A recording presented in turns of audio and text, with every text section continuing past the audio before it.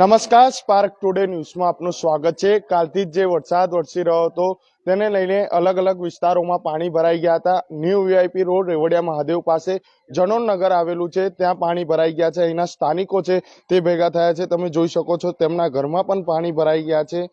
કાલ સવારથી જે વરસાદ વરસી રહ્યો હતો ને તેને લઈને જે જનોન નગરની જે ગટરો છે તે પણ ઉભરાઈ ગઈ છે।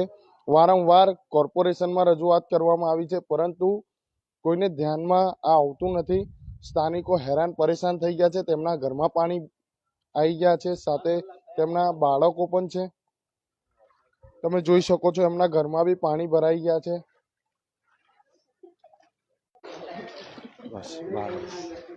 તમે જોઈ શકો છો આપણી સાથે જે બેન છે તેમનું ઘર છે, તેમની સાથે જ વાત કરીશું। જી બેન, શું કહેશો? જે રીતે કાલથી જ વરસાદ વરસી રહ્યો હતો, કાલથી વરસાદ વરસી રહ્યો છે, કોઈ જોવા આવતું નથી અને બધાના ઘરમાં પાણી છે। કોઈ કોર્પોરેટર બી નથી આવતો।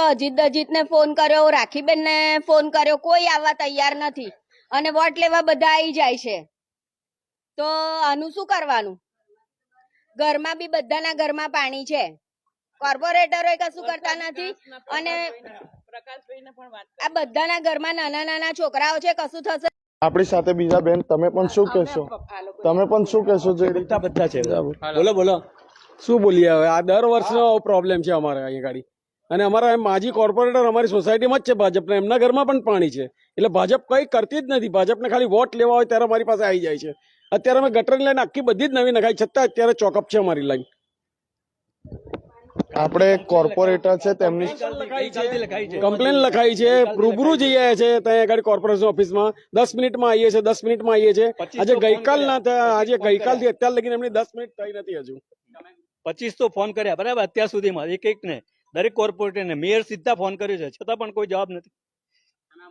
બોલો, મેયરને વારે ઘડીએ ફોન કર્યો હતો, પરંતુ હજુ સુધી મેયર ફોન નથી। આ મેયરને ફોન માં છે, મેયર ફોન રિસીવ કરતા નથી અને અમારા ઘરમાં 1.5 વર્ષની બેબી છે, એ મેં મારી સાસરીમાં મૂક્યા કરે શું? તમે ઘરમાં વિડીયો ઉપાડી શકો છો અને જોઈ શકો છો।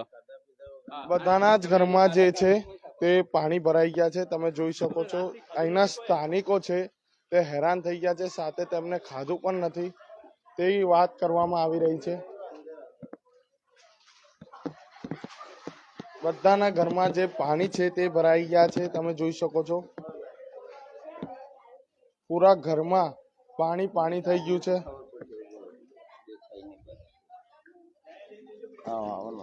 આ જે જનોન નગર સ્થાનિકોનું ઘર છે, તેમાં પણ ઘર સુધી પાણી અંદર સુધી આવી ગયું છે। વારંવાર કાલથી રજૂઆત કરવામાં આવી છે, પરંતુ આમની રજૂઆત સાંભળવામાં નથી આવતી। કોર્પોરેટરને પણ રજૂઆત કરવામાં આવી છે, પણ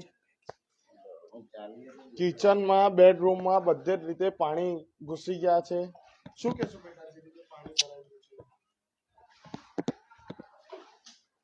અમે અમારા એક સોસાયટીમાં નિકાલ નહીં કરે તો અમે ફરીથી વોટ આપીએ નહીં, અને કોઈ બી નહીં આપે આ સોસાયટીમાં વોટ। આ સોસાયટીનું જે નિકાલ કરવામાં નહીં આવે તો વોટ આપવામાં આવે નહીં, તેવું પણ સ્થાનિકો દ્વારા કહેવામાં આવ્યું છે। તમે જોઈ શકો છો આ ઘરમાં પણ પાણી ભરાઈ ગયા છે।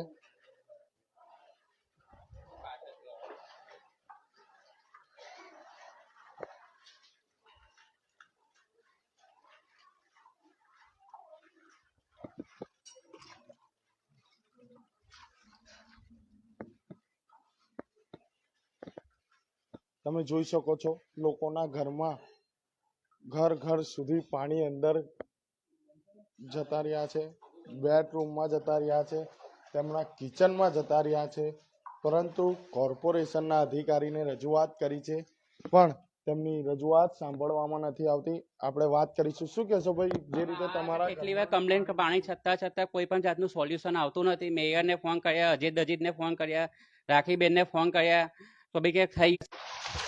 તમે જોઈ શકો છો આ સ્થાનિકોની જે વેદના છે તે વારંવાર કોર્પોરેટરને રજૂઆત કરી છે, પરંતુ કોર્પોરેટર પણ આ વસ્તુને ધ્યાનમાં નથી લેતા। આપણે માજી કોર્પોરેટર જયશ્રીબેન છે તેમની સાથે પણ વાત કરીશું।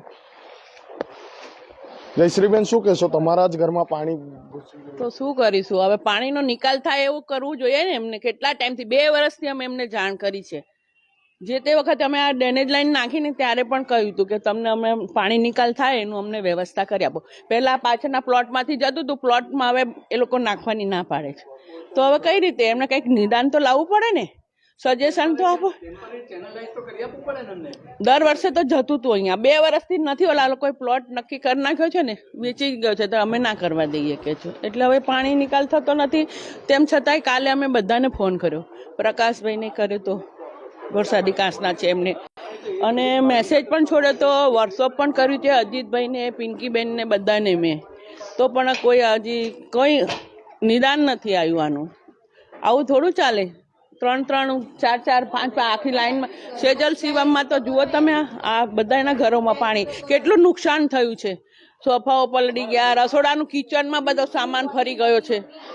અને કાલનો તો કોઈને જમવાનું નથી. અમારે જેના ઘરમાં પાણી નથી, આ બેનના ઘરમાં ઊંચું, ત્યાં અમે રસોઈ બનાવીને બધાને જમાડાય. તો એવું થોડું ચાલે. થોડું તો ધ્યાન આપવું પડે ને પાણીનું.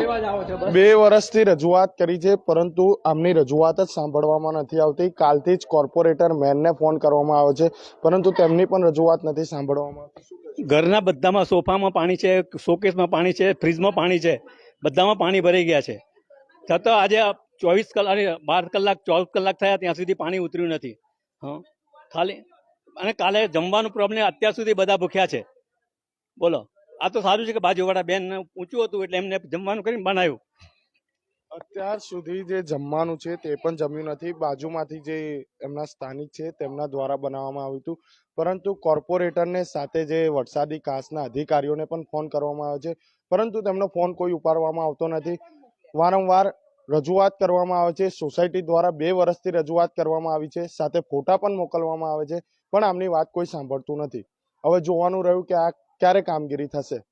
મારા સહયોગી જીતેન્દ્ર પટેલ સાથે હું Kamlesh Joshi, spark today news માટે.